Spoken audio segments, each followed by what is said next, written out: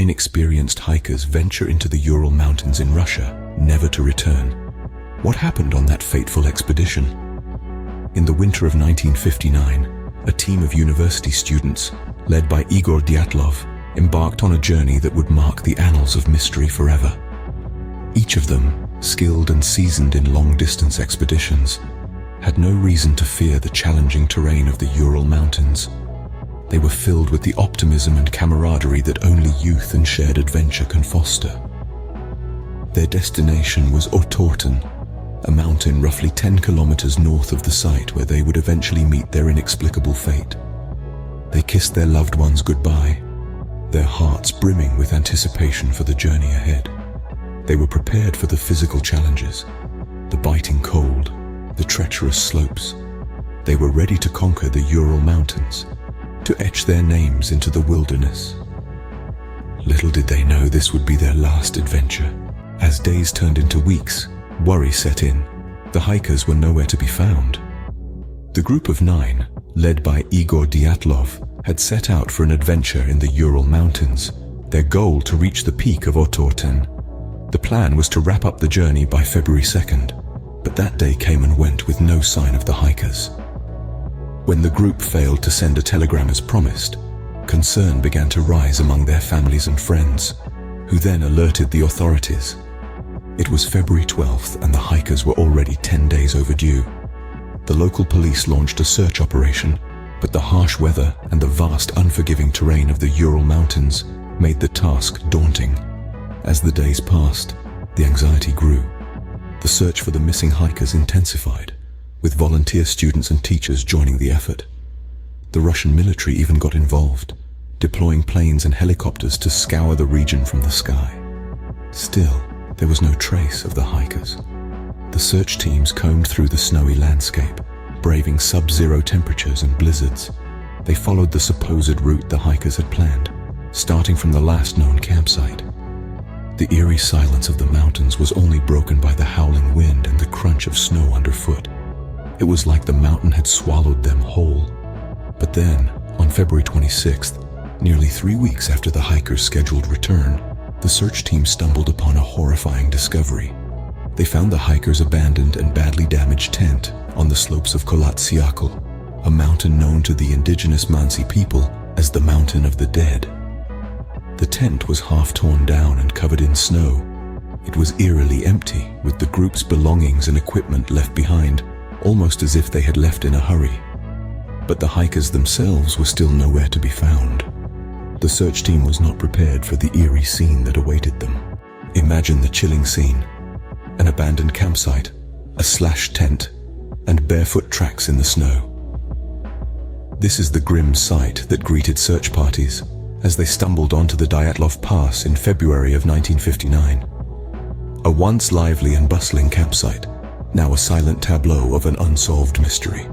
The tent, the hikers' only protection against the harsh elements, was in a state of disarray. It was not simply unzipped or left open, but violently slashed from the inside. As if in a desperate rush, the hikers had cut their way out, leaving behind a scene that would baffle investigators for decades to come. And then there were the footprints. In the knee-deep snow that blanketed the Ural Mountains, a trail of barefoot and sock-clad prints led away from the devastated campsite. The tracks were not of a group calmly walking away, but rather suggested a frantic dash into the unforgiving wilderness. But why? What could have possibly driven these experienced hikers to flee their shelter without even the basic protection of footwear? Adding to the eerie scene, scattered around the campsite were items and clothing that belonged to the hikers. Jackets, gloves, cameras, and food supplies were left behind, as if the hikers had no time or thought to gather them. It was as if everything mundane and ordinary was abruptly abandoned in face of an extraordinary terror. And yet, despite the oddities and the chilling scene, the campsite offered no clear answers. There was no sign of a struggle, no indication of an animal attack, no evidence of an avalanche. Just the haunting image of a campsite abruptly deserted in the midst of a meal, a slashed tent, and a trail of footprints disappearing into the snow. But the real horror was yet to be uncovered. The discovery of the campsite was merely the beginning of a mystery that would perplex the world. What lay ahead was an even more gruesome discovery that would deepen the enigma of the Dyatlov Pass incident and leave us questioning what really happened in those fateful winter days of 1959. Bodies scattered, some half-dressed, some with gruesome injuries, and some buried under the snow. This was the chilling scene that awaited the rescue party in the Ural Mountains, where 9 hikers from the Dyatlov group had set up their last known camp. The state of the bodies was as puzzling as their unfortunate demise. First, 2 bodies were found by the remains of a long-extinguished fire near a cedar tree. Both young men were shoeless and dressed only in their underwear. The branches on the tree were broken up to 5 meters high, suggesting a frantic climb to escape from an unknown threat. Then, 3 more bodies were found, including Dyatlov himself, positioned as if they were trying to return to the camp. They were better dressed than the first 2, but not sufficiently for the harsh winter conditions. Alarmingly, there were no signs of struggle or any external wounds. Lastly, the remaining 4 bodies were discovered 2 months later, buried under 4 meters of snow in a ravine. Unlike the others, they were wearing warmer clothes, some of which belonged to the hikers found earlier. These bodies bore horrifying injuries, fractures and crushed skulls, but no external wounds to match such severe trauma. One woman was even missing her tongue and eyes. The conditions surrounding their death were as mystifying as the state of the bodies. Why would experienced hikers leave the safety of their tent in sub-zero temperatures, inadequately dressed? Why were some clothes found on bodies discovered later, and how did they sustain such horrific injuries? It was as if some enormous pressure had crushed them. Strangest of all was the discovery that some of their clothing contained higher than normal levels of radiation. How could that be? There were no nuclear tests reported in the area, no known radioactive substances. The more the investigators uncovered, the more baffling the situation became. Each piece of evidence seemed to contradict the next, leading to more questions than answers. The Dyatlov Pass incident had turned from a simple search and rescue mission into a complex and chilling mystery. A baffling scene that only deepened the mystery. An investigation fraught with more questions than answers. The official inquiry into the Dyatlov Pass incident kicked off with the discovery of the bodies. The investigators were tasked with putting together the pieces of a puzzle that seemed to defy logic. The cause of death for the 9 hikers was determined to be a fatal combination of hypothermia and physical trauma. But the nature of the injuries, some extraordinarily severe and others strangely minor, only deepened the mystery. The case was quickly and quietly closed by Soviet authorities, the official explanation being that the group had succumbed to an unknown compelling force. This vague term did nothing to quell the speculation and theories that would swirl around the incident for decades to come. Perhaps the most popular theory is that of an avalanche. It's believed that the hikers may have cut into the slope to make camp, inadvertently triggering a slide.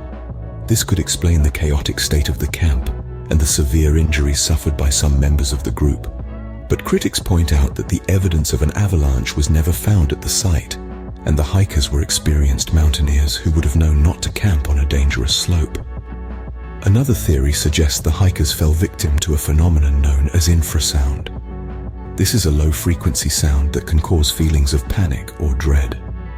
It's possible that wind flowing over the mountain created this infrasound, causing the hikers to flee their tent in terror.